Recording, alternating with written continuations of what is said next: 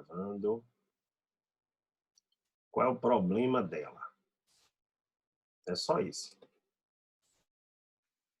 Tá? Gente, qual é o problema dela? Só isso que você não falou nada. Vamos lá comigo.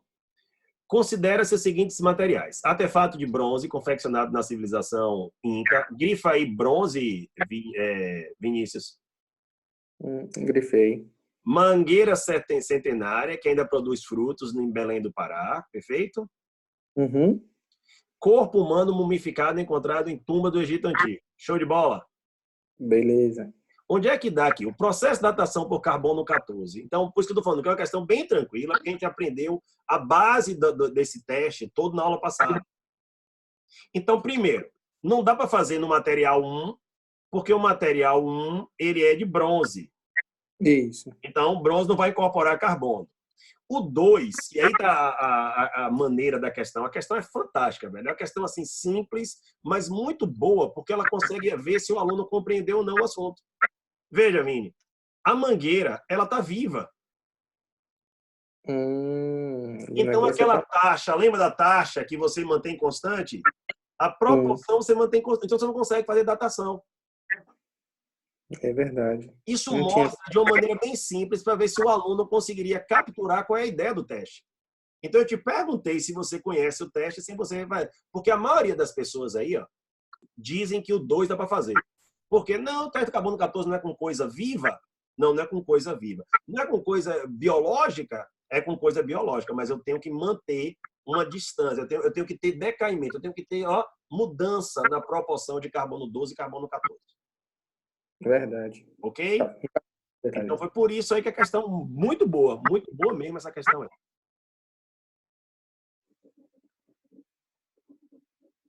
E aí... Quem foi aqui? Foi a Navi, não foi? Na 60 foi minha também. Sua não, também? 62 que é a minha. Eu vou pegar aqui e acho jogar. Que eu vou jogar, vou pegar, diminuir ela para a gente conseguir jogar para lá e resolver a questão. Vini, começa a ler aí, por favor. Quando se fala em isótopos radioativos, geralmente a opinião pública os associa a elementos perigosos, liberados por reatores nucleares. No entanto, existem isótopos de elementos naturais que estão presentes no nosso dia a dia. O gráfico mostra a cinética de desintegração do rádio 226, que pode estar presente em materiais de construção, em geral, em concentrações muito baixas para que se possa comprovar qualquer relação com danos à saúde. As coordenadas de um ponto do gráfico são indicadas na figura. Aí tem um gráfico aí. Depois ele dá os dados. Ok. Depois a questão é, a meia-vida desse isótopo... Antes da gente mandar brasa aí nessa meia-vida do isótopo, gente, vocês conseguem compreender essa primeira etapa aqui, ó? Olha o que ele fala. Quando se fala em isótopos radioativos, isótopo radioativo, gente, quando se fala... Cadê meu negócio? Quando se fala em isótopos radioativos, geralmente a opinião pública associa a elementos perigosos. Vocês já conseguem fazer essa diferenciação? Que isso para mim é muito importante, mas muito importante mesmo. É ter alunos, principalmente nessa turma, é óbvio que a outra turma também quer, mas ter alunos principalmente nessa turma que a gente pegou e praticou, a gente pegou e teve tempo para fazer isso. Vocês têm a consciência agora, quando alguém fala de radioatividade, nem sempre você tem uma coisa negativa. A gente já falou aqui de utilização de material para fazer exame, já falamos das mais variadas formas de radioatividade. Está claro para vocês? Sim.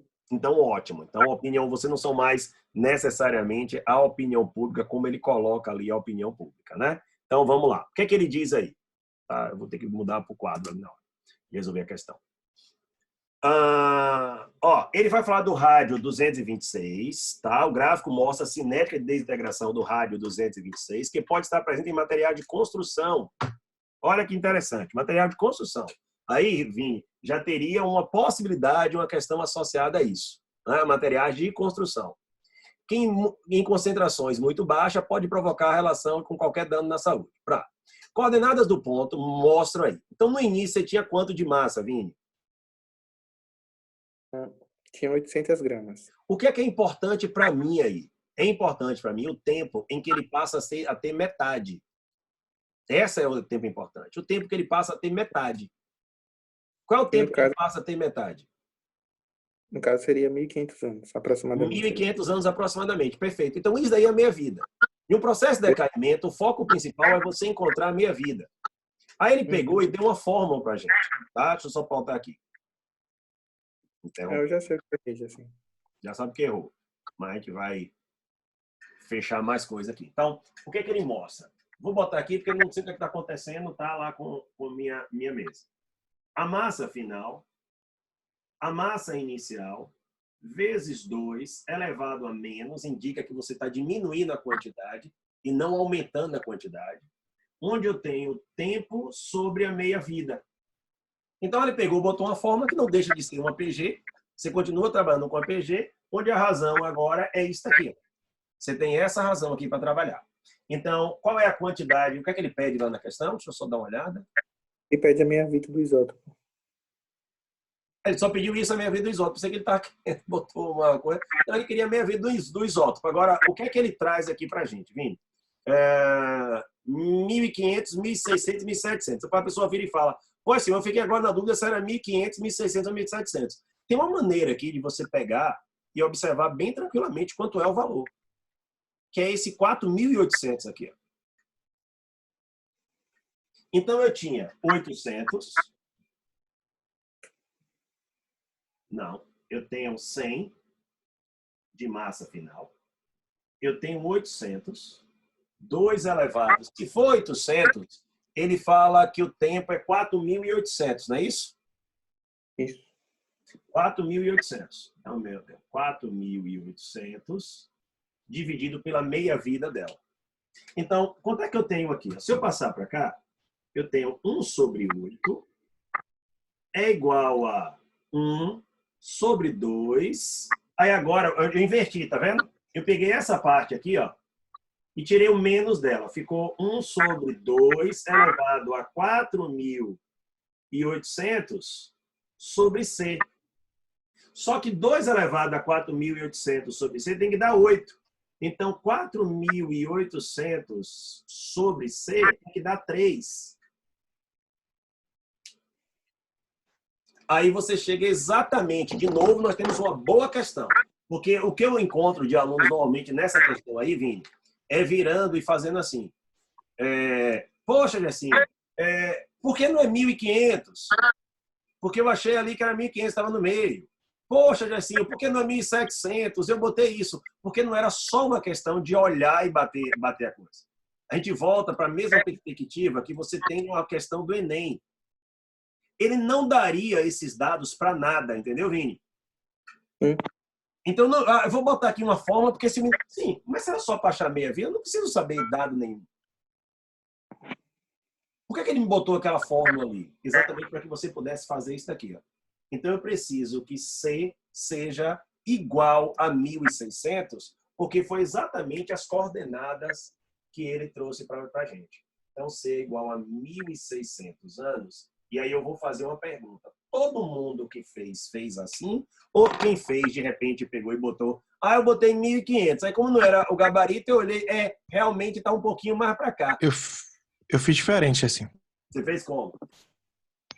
Eu só pensei que de 800 para 100, ele decai 3 vezes. E se dá 4.800, eu dividi por 3, aí dá 1.600. Exatamente isso. Perfeito, perfeito. Você fez isso daqui, Vitor, 800, 400... 200, só que na cabeça, né? Exatamente, você fez a mesma coisa. Então, eu preciso de um valor que no final dê 4.800. Perfeito. Perfeito, perfeito, perfeito. Ok, Vini? Beleza. Beleza. Cadê aqui? Deixa eu voltar para questão. Depois aí, essa foi a 46, a 60 de 20, 62 de Anavi. Deixa eu só ver aqui uma coisa que está acontecendo. O próximo minha dúvida nessa questão é só uma palavra mesmo, na alternativa B. Uma palavra só? Na verdade, são 2. Eletrodiferenciador. Vamos chegar agora aí nessa palavrinha. Deixa eu só ver aqui, minha mesa não está funcionando, que eu vou botar para funcionar agora.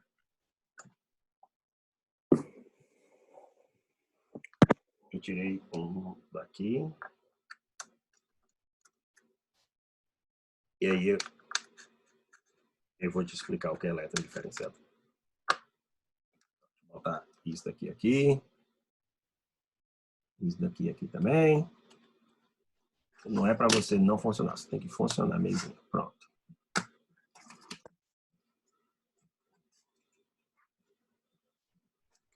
Estranho. Muito estranho. Conexão perdida. Acho minha conexão. 62. Eu vou só jogar aqui para a gente aproveitar ela, tá, Vitor? A gente sempre tem que aproveitar as coisas. Tá bom. Sara, tá aí ainda? Sim.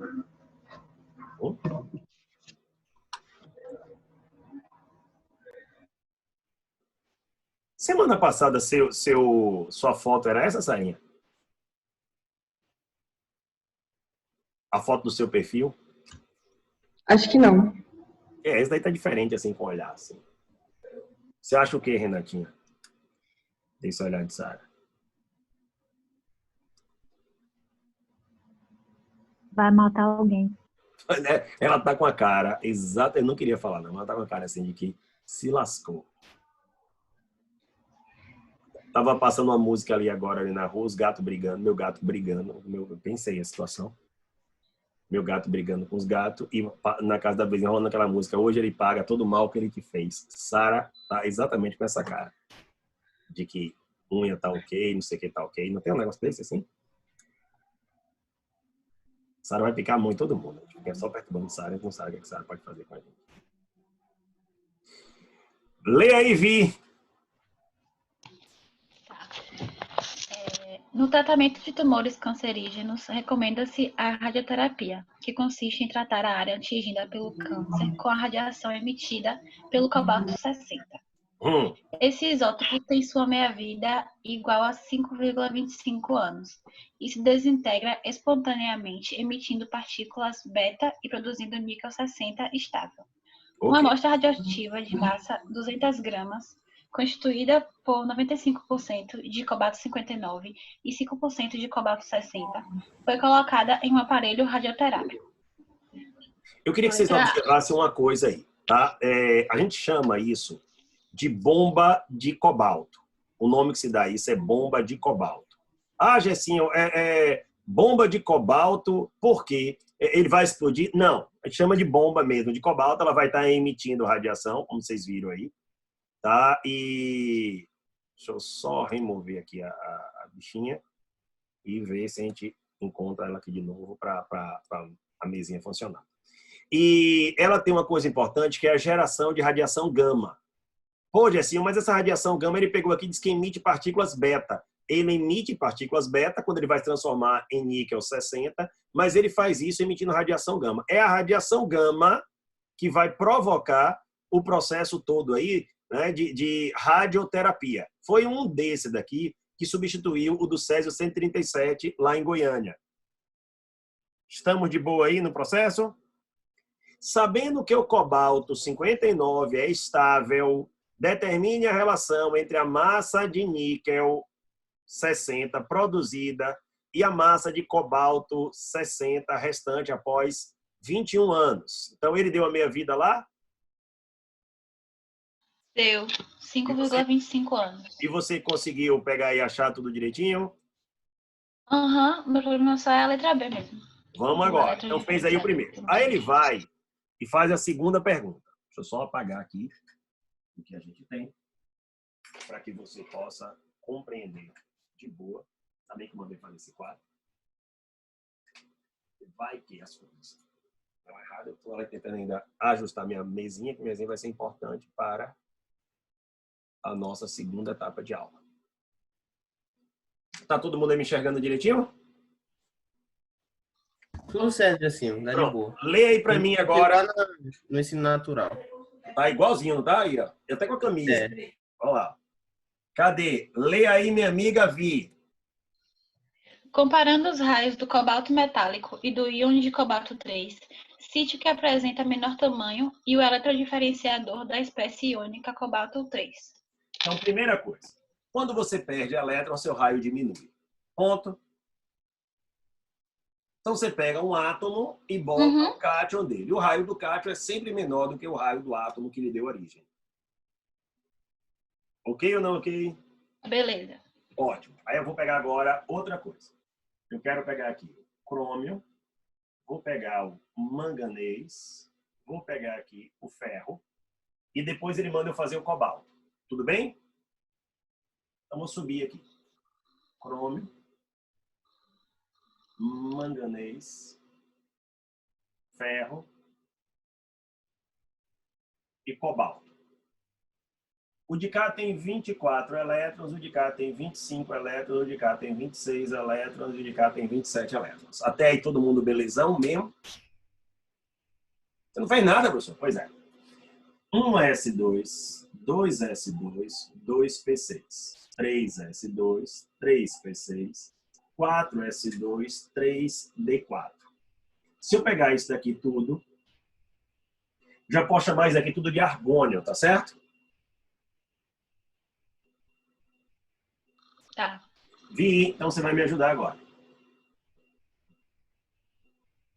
Como é a distribuição do argônio, Vi? 1s2, 2s2. Não, pode botar com argônio. Ah, depois 4s2, 3d10, 5s2. Ah, tem que contar, tá bom. É 18, né? Argônio. 25 agora. Rapidinho, Vi. Alguém consegue me dizer ali quanto é? 3d5. Vi, acompanhe Guinho agora. Acompanhe Guinho. Tá. Quanto é aqui, Guinho? Argônio. 3d6. 4s2, 3d6. Vi, entendeu? Aham, é o que eu tava contando. Estou aumentando um elétron de cada um, Vi. Aham. Quanto é aqui agora, dona Vi? Para ver se tá É isso que é o diferenciador? Calma, mulher. Você já tá vendo que não precisa ensinar nada? Quanto é aqui, Vi? 4s2, 3d7. Pronto. Então você viu que aqui tem um elétron que diferenciou isso disso. Aqui tem um elétron que diferenciou isso disso. E aqui tem um elétron que diferenciou isso disso. Então, esse elétron que você bota mais, ele é o elétron diferenciador. Então, antigamente, tinha uma questão que aparecia que falava assim, me dê os 4 números quânticos do elétron diferenciador. Então, o aluno tinha que saber que o elétron diferenciador estava aqui, no N igual a 3, que é o número quântico principal, no L é D, S é 0, P é 1, D é 2, aqui. Aí você fazia assim. Como D é 2, ó, Dudu, isso aqui ainda está respondendo parte da sua pergunta da semana que vem, lá que você fez. Aí ele tem o quê? Ó, quantos elétrons mesmo? Ele quer do de cá. Não são 7? Isso. 1, 2, 3, 4, 5, 6, 7. Esse daqui é o Na diferencial. verdade, ele quer o cobalto 3. Então, bora perder 2 aqui. Vai perder 1 aqui. Então, perdeu esse. Esse era o diferenciador, já foi embora. Então, esse aqui passa a ser o diferenciador. Aí você tinha o ML igual a menos 2, indicando que era esse. E o MS, que era o spin, mais meio, que estava para baixo. Então, você deu os 4 números quânticos do elétron diferenciador. Nenhum desses elétrons aqui, nenhum dos 27 elétrons, 24 que ficaram agora, né? Nenhum deles tem aquela organização ali de números quânticos, Vitor. Então, para não virar assim, ó, eu quero... Quando eu estava dando aula para um menino, e aí ele não tinha visto que era elétron diferenciador. Então, se eu quiser chegar na prova, eu botava, me dê os 4 números quânticos do último elétron, entendeu? Eu estava perguntando a mesma coisa, só que não falava o termo elétron diferenciador. Bom que Guinho pode visualizar aí, e você, depois que Guinho respondeu 2 vezes, você também conseguiu compreender claramente o que é o elétron diferenciador. Então, na questão aberta, basta fazer essa distribuição aí, né? Faz a distribuição e considerando que o elétron diferenciador É o último elétron da distribuição eletrônica, considerando a entrada nos orbitais, temos. E aí manda brasa. Porque você teve que comparar aqui a entrada no orbital, não foi? Aham. A entrada nos orbitais e considerou que o spin para cima é menos meio. Então tem algumas provas assim que ela coloca um spin para cima de valor. Ele bota assim, considere que o primeiro elétron que entra tem spin menos meio, exatamente para evitar erros ou problemas em relação a isso daí. Beleza. Valeu, prof. Beleza mesmo? Ótimo. Entendi. Cadê aqui agora? Nós temos outra questãozinha. Essa foi a Navi. Depois, 60 já foi de Vini. Iguinho foi 59. Então só falta uma agora. 65 sua, Vini. Bora lá ver ela. E estamos com nosso tempo.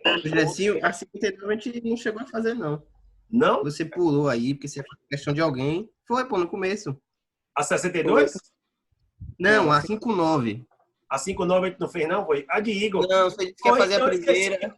Porque falou, eu fui passando, aí Vini pegou e falou assim, meu nome, não fez a outra não? Não. Eu falei, não fez essa não. E aí acabou não fazendo a questão. Então, bora voltar para 59. Questão boníssima. Boníssima mesmo aqui para a gente pegar e mandar brasa. Cadê aí? Quem é que vai ler ela? Eu posso ler, assim. Vai. Pode ler? Pode. Um tremor de 5,1 pontos. Deixa eu só fazer uma coisa aqui. Deixa eu jogar aqui para todo mundo, porque Dudu tá sem a... Vai lá, Dudu. Aproveita aí agora. Manda brasa. Pode? Pode. Um tremor de 5,1 pontos na escala Richter, cujo epicentro coincidiu com as instalações militares de esse nome aí, na Coreia do Norte, foi captado por centros de sismologia em diversas partes do mundo e obrigou a comunidade internacional a convocar seus porta-vozes para as declarações de repúdio de praxe. Afinal, os abalos iniciaram-se exatamente no local onde o regime norte-coreano realizou 3 testes nucleares desde 2006. A preocupação aumentou quando o regime do ditador Kim Jong-un divulgou que os tremores eram resultado de um teste bem-sucedido de uma bomba de hidrogênio, ou termonuclear. Ó, pega aí, eu quero agora que você pegue e faça esse... Anota aí. Anota não, como é? Sublinha. A bomba de hidrogênio é chamada de bomba termonuclear. Tá? Então, quando fala assim, bomba termonuclear é a bomba de fusão. Tá? Bomba de fusão. Eu só uso o termo termonuclear para bomba de fusão. Pode continuar. A posse de uma bomba de hidrogênio representaria um sombrio salto tecnológico para a Coreia do Norte, que tem o regime mais fechado e repressor do mundo. Ainda mais se for verdade que os cientistas norte-coreanos desenvolveram um artefato pequeno o suficiente para ser instalado em um míssil. As análises do impacto da explosão, no entanto, desmontaram a versão do regime norte-coreano. Jong-un está blefando. Os principais centros de estudos de armas nucleares calculam que os abalos de 5,1 na escala Richter, iniciados nessa cidade, foram provocados por uma explosão de 7 quilotons. Para que se tratasse de uma bomba H, a detonação deveria ser 10 vezes maior, gerando tremores de magnitude superior a 7 pontos na escala Richter. Tudo beleza, e são cálculos que eles conseguem fazer e tem uma noção de que poderia gerar de profundidade e tudo. Né? Os engenheiros conseguem fazer isso daí. Então, qual é o processo de explosão de uma bomba atômica? Lembrar que a bomba atômica, que ele chama, é a bomba de fissão. Então, ele botou aqui, para que vocês possam ter condições de observar. Deixa eu realçar aqui o texto. Aqui vai. Pronto. Eu tenho aqui o explosivo nuclear, que são isótopos fissionáveis, urânio 235 mais plutônio 239. Então, tá aqui. Eu tenho uma massa subcrítica, a gente viu na aula passada. O que é que vai acontecer? Essas duas massas subcríticas vão se encontrar e você tem, então, uma massa crítica. Porque o nêutron vai encontrar, olha lá, a fonte de nêutrons e tem urânio 235. Só que a massa é subcrítica. Formou a massa crítica, pronto. Eu tenho o quê? Eu tenho uma reação em cadeia. Tá aqui, formou urânio 236, a gente viu isso na aula passada. O urânio 236 é instável. Esse urânio 236 sofre, então, a fissão nuclear produzindo bário 56 e alguém ali que no final dê 92 de somatório, que seria alguém de número atômico 36, criptônio. E libera também 3 nêutrons. E o processo, então, se retroalimenta. O processo de explosão de uma bomba de hidrogênio ou termonuclear já tem uma diferença. Ó. Primeiro, o que é que vai acontecer? Vai acontecer uma explosão de uma bomba atômica. Veja que está acontecendo uma bomba atômica aqui em cima, só para gerar o calor para que haja a fusão do hidrogênio. Por isso o nome termonuclear. Porque primeiro eu vou ter que gerar uma quantidade de energia suficiente para iniciar o processo. E aqui está o processo de fusão nuclear. Até aqui, beleza, Guinho? Beleza, Jacinho. Vamos lá, então. Agora é a hora de matar a questão. Vai?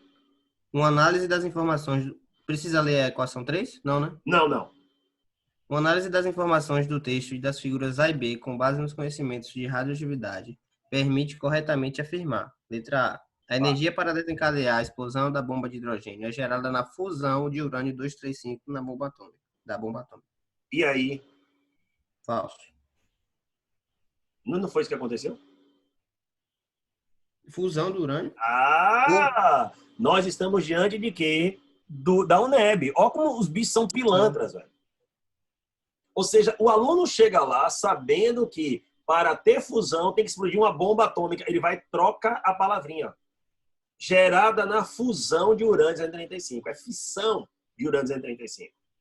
Essa questão aí, a coisa mais importante para mim são as imagens que ela traz e as equações para que você possa ver tanto a fissão quanto a fusão na mesma página e diferenciar uma da outra. Continua. Boa ideia. O elemento químico... Letra B. O elemento químico formado na fusão de isótopos de hidrogênio, representado por Y na equação 3, é o hélio. Então, você vai fazer a continha aqui, ó. 2 é o hélio aqui, 2. Aqui eu tenho 5, 1 tá aqui, é 4. Hélio, 4, 2. Perfeito? Perfeito. Vai, bora ver o que tem a C agora. Foi a C que você falou que estava com dúvida, não foi? Não, D de dado. Vai lá. Letra C. A equação nuclear 2 do processo de fissão nuclear do urânio 236 apresenta X como um isótopo do ítrio, formado na cadeia de reações nucleares.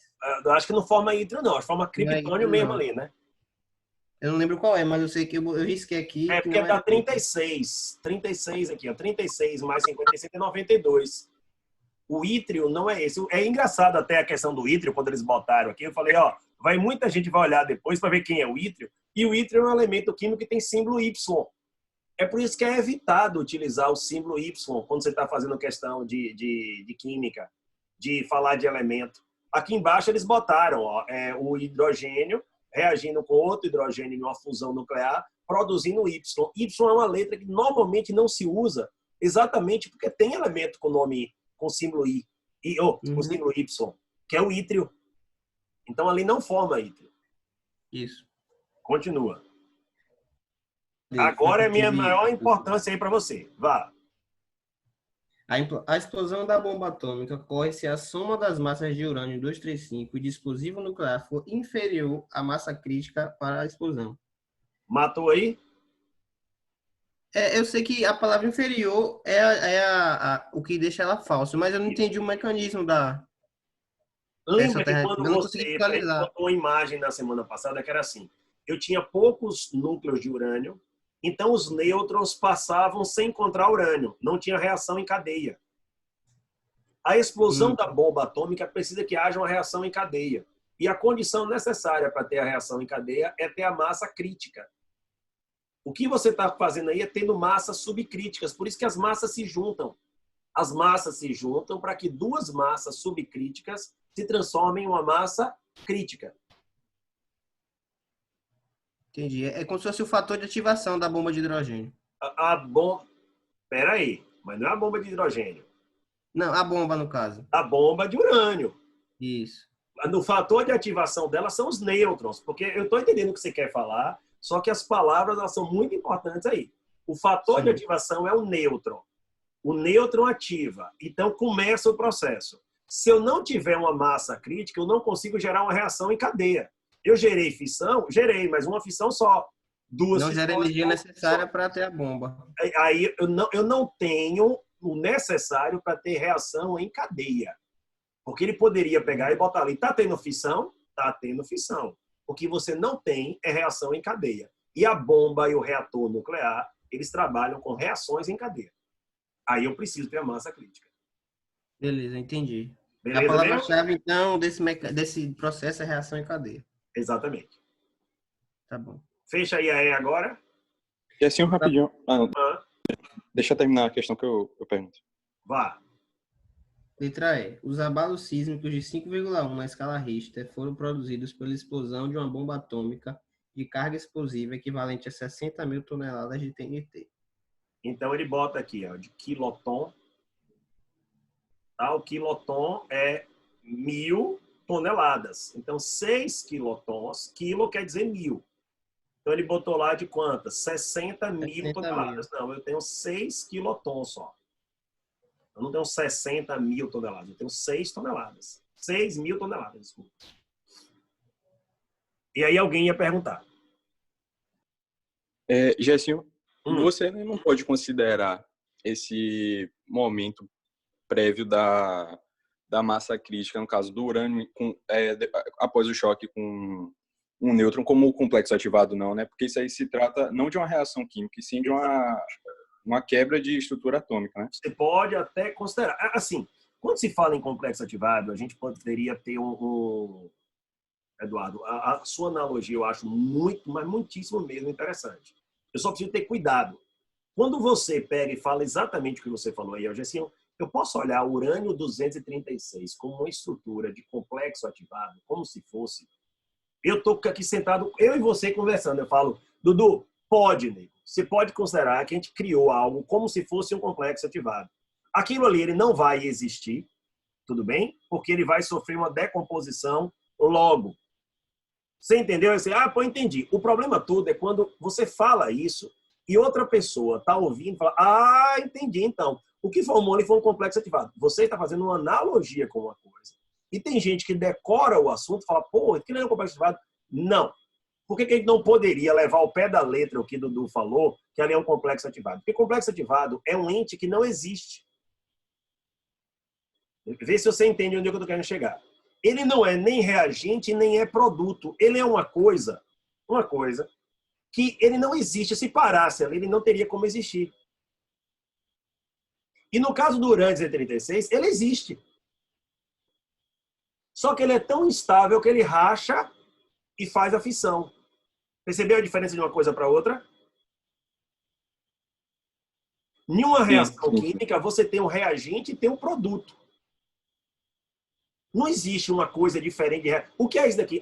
Isso daqui. Você pode até ter um reagente intermediário, você pode ter um produto intermediário, mas esse reagente intermediário e o produto intermediário, eles são intermediários, eles não são complexos ativados. Porque são, na verdade, as etapas, né? As várias são etapas, exatamente. Você está passando por etapas. Ele aqui, você está passando por uma etapa. Então, você poderia, chegou aqui, daqui ele veio para cá, formou o 236. O 236 não consegue existir e aí, ele tem a fissão. Então, essa colocação eu entendo como é que você está querendo chegar, ele não vai ficar ali e depois ele gera outra coisa, mas tem que ter cuidado exatamente por causa das definições.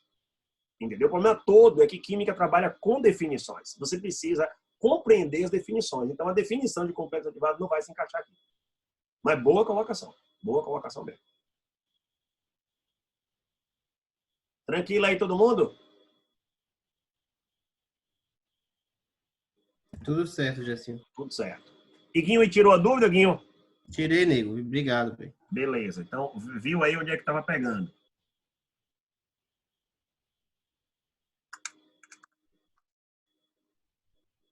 E, por último, tem mais uma dúvida aqui, que é a 65 de Vinícius. Assim, é só essa questão, porque eu não sei se o gabarito está errado ou se eu que errei mesmo. O gabarito tá Alguém fez a 65?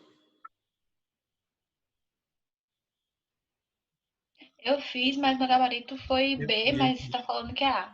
Então, vamos nós. Vini também passou por isso daí, Vini? Eu marquei a letra C, porque eu fiquei ali na dúvida e tal, mas o gabarito... Ou seja, não tem nada a ver com a situação lá. Que um deu de um jeito, o outro deu de outro jeito aí. Vamos Cadê ver. Renatinha e Sarinha? Renata e Sara, vocês estão aí? Oi. Ah, Clarinha, pronto, já ia perguntar de Clara. Olha, então as três juntas. Oi. Beleza, Clarinha também tá quietinha, mas tá aí. Cadê nós? Vamos voltar para nossa questão. Pode ver? Deixa eu só... Já tá compartilhando essa tela aí? Tá. Vai. O radônio, um gás radioativo liberado do solo em regiões ricas em minério como urânio, pode estar causando doenças graves em brasileiros, principalmente câncer. Imagine aí uma cidade como Caetité, que ele vai falar aí na questão. Então lá você tem uma mina de urânio. Se o urânio ele sofre esses decaimentos e pode gerar radônio. Nós vimos isso na semana passada. Vocês lembram de uma questão que o radônio era gerado no solo? Era uma questão aberta, inclusive, da FUVEST. Uhum. Então as questões elas vão se somando. Essa questão é uma questão que eu fiz. Eu comecei a fazer esse negócio aqui no final. Eu botei no simulado do Bernoulli em 2018. Então GPS, você sabe que é a questão que eu crio, né? Então aqui o B é de Bernoulli. Eu usei no simulado do Bernoulli lá em 2018. Manda brasa aí. É a segunda causa mais comum de câncer de pulmão, perdendo somente para o fumo. O Dr. Marcelo Cruz, oncologista do Hospital São José, em São Paulo, lidera um grupo de pesquisadores que levará ao Congresso Mundial de Câncer de Pulmão em Denver, nos Estados Unidos, um estudo avaliando o perigo na saúde dos brasileiros desse gás imperceptível. Na cidade baiana de Caetité, cientistas observaram que o número de pessoas com diagnóstico de câncer de pulmão é 19 vezes mais alto que o restante do estado da Bahia. Por quê? A concentração de radônio e da radioatividade no ar é dezenas de vezes mais elevada que o recomendado pela Organização Mundial da Saúde, comenta o oncologista. Então você aprendeu aí algumas coisas interessantes, né? Que você já sabia de outras questões, então vamos agora mandar ver. Com base nas informações e nos conhecimentos sobre as propriedades periódicas, as cinéticas dos decaimentos, emissões e outros fenômenos radioativos, é correto afirmar. Letra A. O decaimento do urânio, 238, a radônio, 222, envolve a emissão de 4 partículas alfa e 2 betas. Tem que fazer aquela coisa. Lembra que esse 238, ele está lá em cima. Né? A maneira como eu peguei e coloquei aí, na hora lá de formatar, não ficou correto. Mas bora ver. Bora observar isso daqui. Deixa eu dar aquela interrompidinha bancária aqui na coisa. E todo mundo está aqui. E ele quer que eu faça um decaimento de urânio 238,92, decaia até radônio 222, né? Isso. E qual é o número atômico do radônio? O número atômico do radônio é 86. 86. Então, primeira coisa, né, a gente usar a estratégia aqui, que a gente sabe. Na transformação daqui para cá, só envolve partículas alfa. Porque partículas alfa têm a capacidade de alterar o número de massa. Então, de 238 para 222 são 16. 16 alfa, não, 16 é aqui. Para dar 16, uma vez que eu tenho 4 no número de massa dela, deixa eu aumentar aqui um pouquinho, você pode estar fazendo isso daqui no celular e vai ficar ruim de se entregar. 4, né? São 4 partículas alfa, porque no final eu tenho uma alteração de 16. 238 menos 222. Então, 16. São 4 partículas alfa. Ele falou isso, que eram 4 partículas alfa, porque se ele botou as alfa erradas, eu nem vou continuar. Ele colocou 4 alfas. Óbvio, que senão não fazia sentido ele botar a beta, porque a beta só entra na segunda parte da brincadeira. Com 4 alfas, meu número atômico vai cair 8 unidades.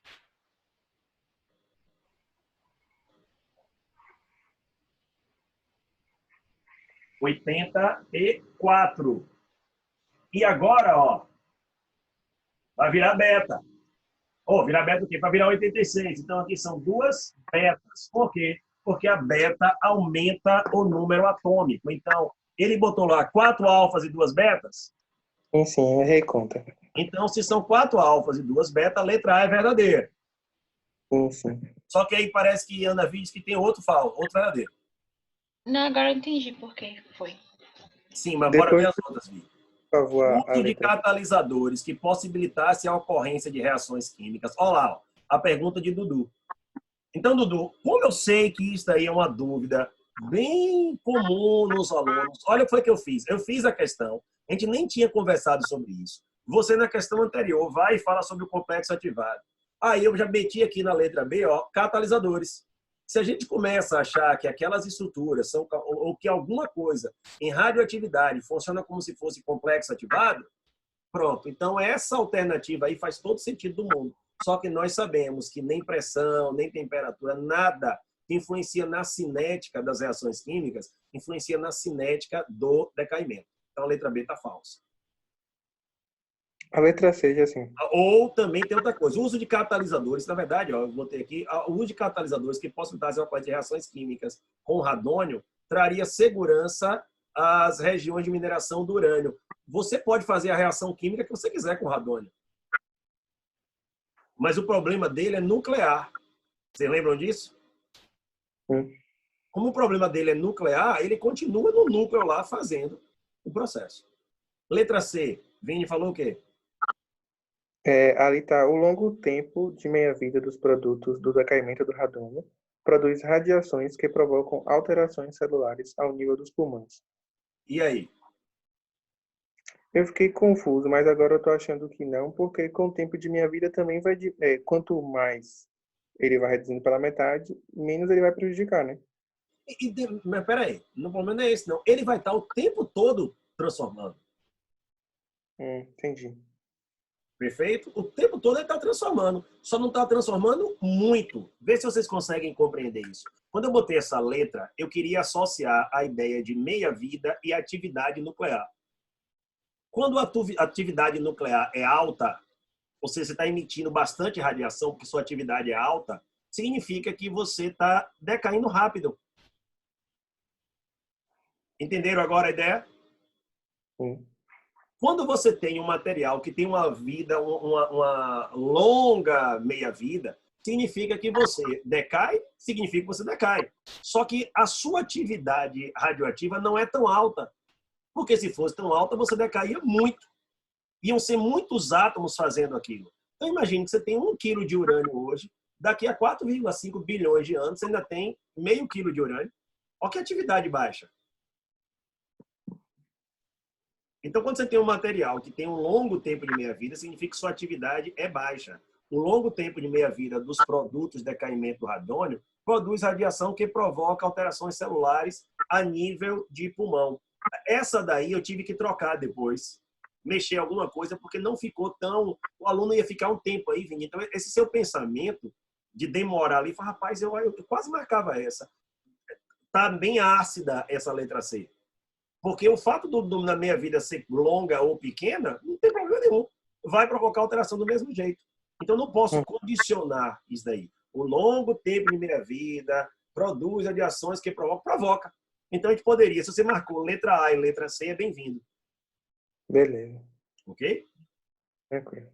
A Valeu. diluição de uma amostra de ar contendo radônio radioativo em 19 vezes, em seu volume de ar puro, alcança a concentração proposta pela OMS. E aí? Então, pelo menos olha o texto que já dá para ter uma interpretação sobre isso. Pelo menos eu fiz assim. Se você tem uma quantidade de concentração 19 vezes maior, e você pegasse e diluísse 19 vezes, você não iria exatamente para a quantidade que você quer?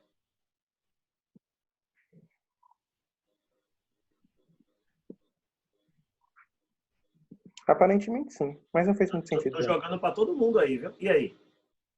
Se eu tivesse uma concentração de 19 vezes maior e eu diluísse essas 19 vezes, eu não chegaria exatamente na concentração ideal?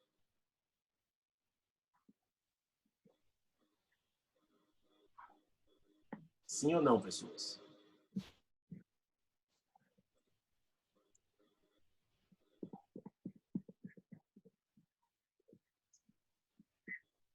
O que é que está errado na letra D? Tu não gosta de fazer questão da baiana. Tu é doido, é o tanto de miséria que eu vou criando na cabeça dos pobres do mundo.